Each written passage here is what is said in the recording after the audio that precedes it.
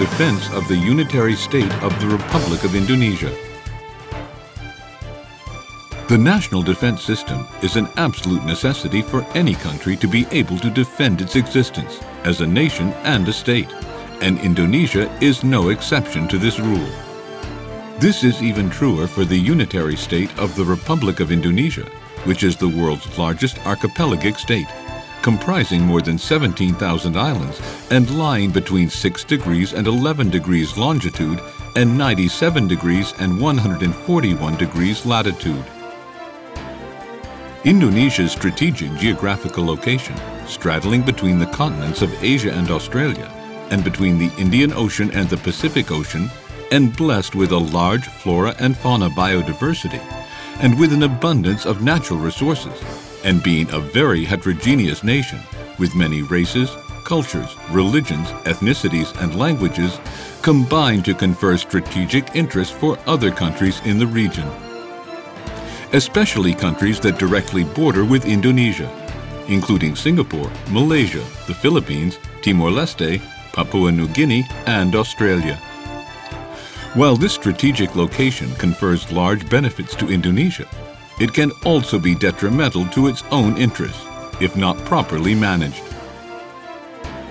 Within the framework of the sovereign unitary state of the Republic of Indonesia, the people of Indonesia have certain aspirations and national goals, which are written in the preamble to the 1945 Constitution.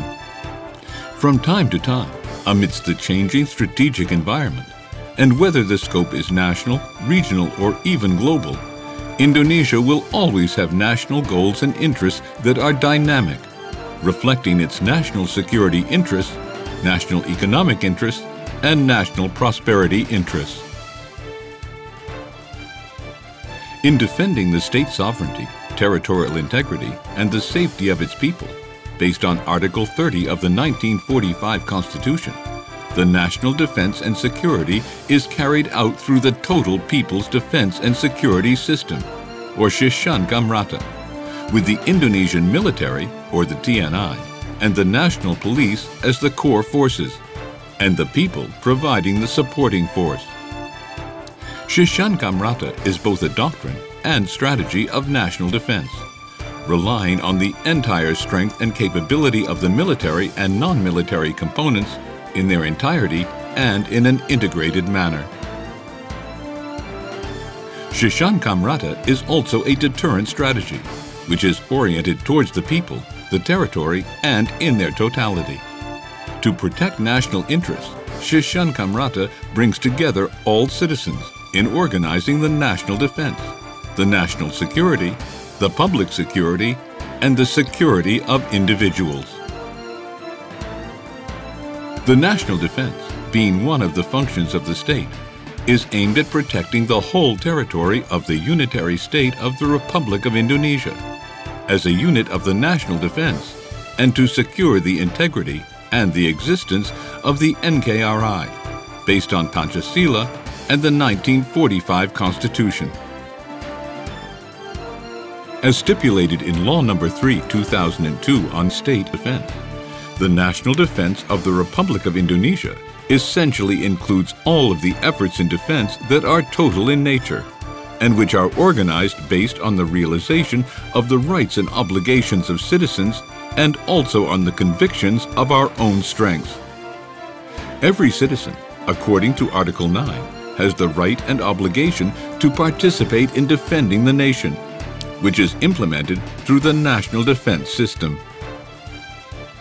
Our defense posture is very important to protect and safeguard the national sovereignty, territorial integrity, and the safety of the entire nation from all kinds of threats, whether in military or non-military form.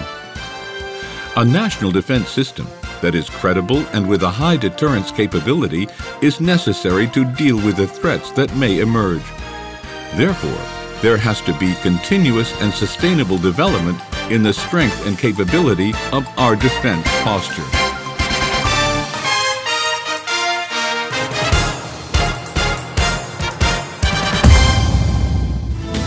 Military defense.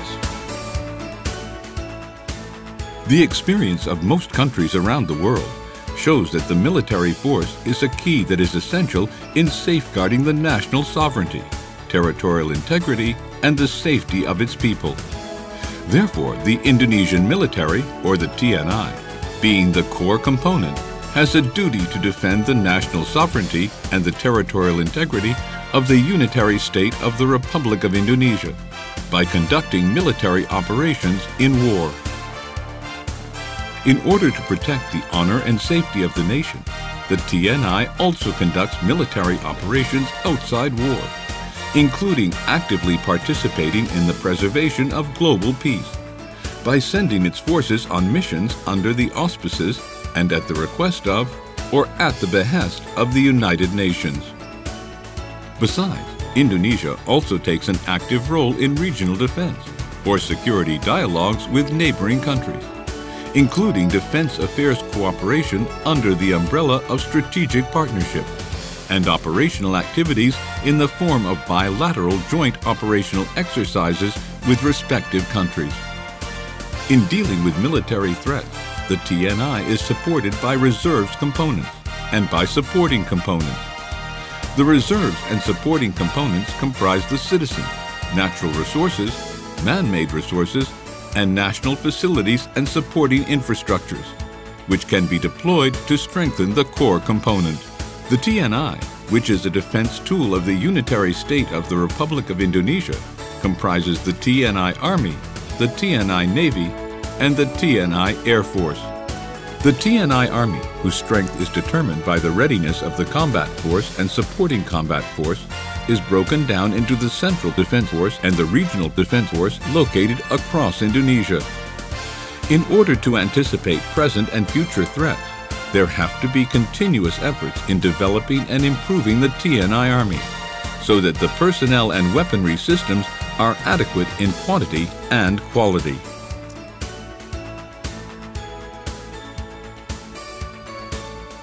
The TNI Navy, in defending Indonesia's security and sovereignty over its maritime territory, operates various types of core weaponry systems in its possession.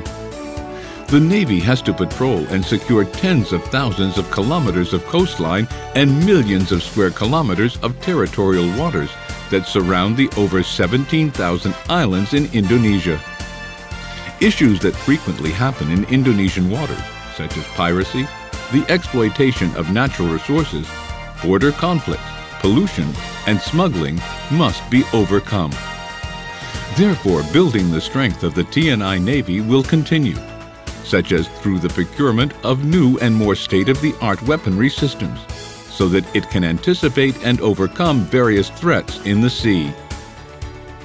To carry out its tasks and functions, the Ministry of Defense has set out the vision to build a credible national defense, with the mission to protect the sovereignty and territorial integrity of the unitary state of the Republic of Indonesia and the safety of its people. The Ministry of Defense gives special attention, among others, to border areas and to the small islands on the frontier which border on neighboring countries. Based on Presidential Decree No. 49, 2010, dated 19 July 2010, a decree of the Minister of Defense No. 10, 2010, was issued on 10 August 2010, setting out the security, operational allowances, and criteria for TNI soldiers and civil servants assigned to security operations on the frontier islands and border areas of the unitary state of the Republic of Indonesia. The Minister of Defense, through this decree, has ruled that the frontier islands, as the foremost fence of the Republic, which received top priority, comprise 12 islands, including Rondo, Berhala, Nipa, Sekatung, Miangas, Marore, Merampit, Fane, Fanildo, Bras, Batek, and Danarote. Besides the waters, Indonesia's airspace, stretching from Sabang in the west to Merauke in the east, and from Miangas in the north to Rote Island in the south, must be protected in terms of its safety and sovereignty. This is especially true given the air threats that persist through illegal flights, espionage, and the use of airspace by other parties. Because of this, the TNI Air Force must always be ready to be deployed at any time, in operating its fleet of planes and radar to protect all corners of the archipelago.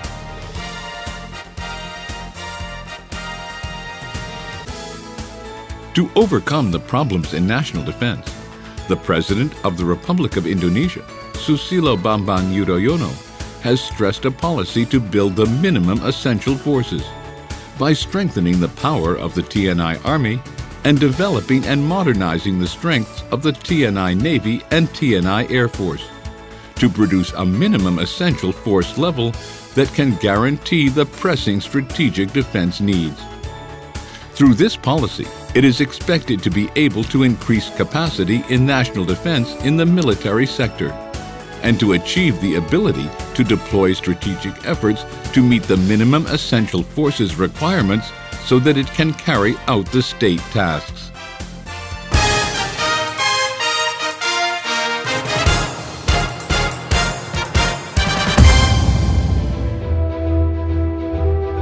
Non-military defense. The times are a-changing.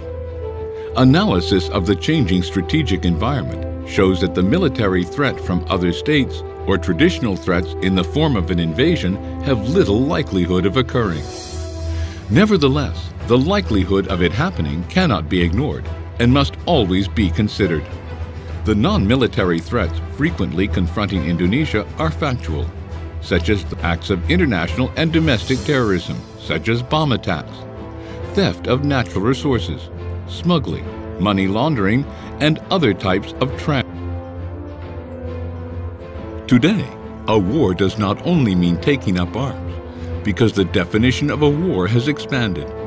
For example, there is now a competition to be the best in terms of military science and technology.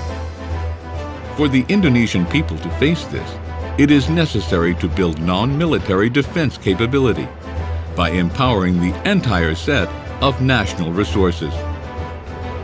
In preparing the national defense, the Ministry of Defense of the Republic of Indonesia is charged with providing direction by involving the ministry and other related agencies in accordance with their respective tasks. The ministry works with other ministries in carrying out this coordination in an integrated and synergic way to overcome non-military threats. For this purpose, there is a need for standard operating procedures on their involvement by defining the technical responsibility and the technical functions of the other ministries in their supporting role. To carry out its tasks and functions, the Ministry of Defense has set out the vision to build a credible national defense with the mission to protect the sovereignty and territorial integrity of the unitary state of the Republic of Indonesia and the safety of the nation. In carrying out the tasks and functions of the Ministry of Defense of the Republic of Indonesia, the Ministry of Defense mobilizes the entire work units in the ministry to build synergy and sustainability. The core working units in the Ministry of Defense monitor vertical and horizontal cooperation with other ministries, state agencies, and private agencies related to the development of defense in its widest definition. Together build non-military defense capability by empowering the entire set of national resources.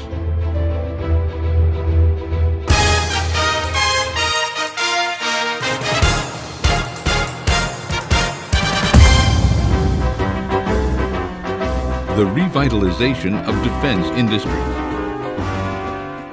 The coordination of the Ministry of Defense with other ministries and state institutions is carried out through the Committee of Defense Industry Policy, or KKIP, comprising the Minister of Defense as the chairman, the Minister for State-Owned Corporations as the deputy chairman, and the Deputy Defense Minister as the secretary. While the members of the committee are the Minister of Industry, the Minister of Research and Technology, the Commander-in-Chief of the Indonesian National Armed Forces, or TNI, and the Chief of the National Police. The KKIP was established through Presidential Decree No. 42, year 2010, and it is expected to coordinate the implementation and supervision of national policies in the defense industry.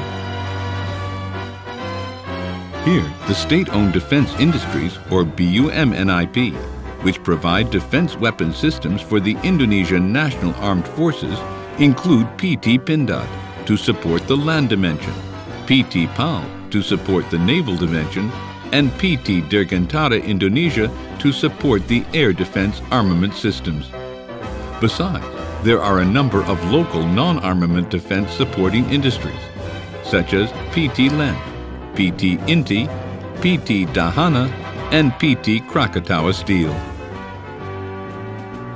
In order to enhance the role of the defense industry, the Ministry of Defense arranges an international-scale defense expo every 2 years, which is known as the Indonesian Defense Expo and Forum, or Indo-Defense.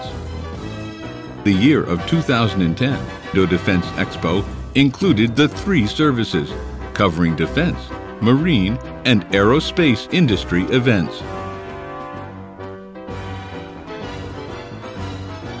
With conviction, prayers, and solid cooperation, along with working shoulder to shoulder between the government and all citizens for the sake of the national defense of the unitary state of the Republic of Indonesia, any threat, no matter how small and whether of a military or non-military nature, that could undermine our beloved country can be quickly dealt with.